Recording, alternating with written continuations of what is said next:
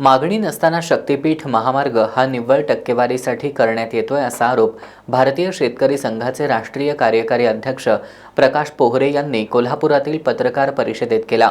समृद्धी महामार्गातील 70,000 कोटी रुपये गेले कुठं असा सवाल करत समृद्धी महामार्गासारखी शक्तीपीठ महामार्गाची गत होईल अशी भीतीही पोहरे यांनी व्यक्त केली। आता आपल्याला माहिती आहे की यांची प्रायोरिटी काय आहे।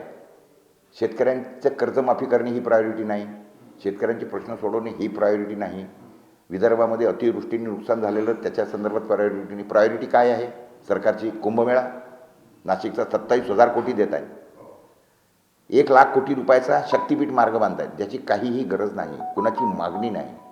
त्याच्या अगोदर ऑलरेडी 1,00,000 कोटी रुपयाचा समृद्धी महामार्ग बांधला, प्रायोरिटी नाही। तेच म्हणतो ना, मागणी नाही कोणाची। मागणी नसताना तुम्ही समृद्धी मार्ग का बांधला? तुम्ही बांधा जर तुमच्याकडे पैसे असतील तर, पण कर्ज काढून समृद्धी महामार्ग बांधायचा, बांधताना तो बीओटीत बांधायचा आणि तरी त्याच्यावर 70,000 कोटी रुपये खर्च दाखवायचा। पण तुम्ही बीओटीवर बांधत असताना 70,000 कोटी खर्च झाला कसा? कशावर? रस्ता तर बीओटीवर बांधलाय, लोक टोल देत आहेत त्याचा, मग 70,000 कोटी गेले कुठे? हे सगळं फक्त टक्केवारीसाठी आहे, माझा थेट आरोप आहे।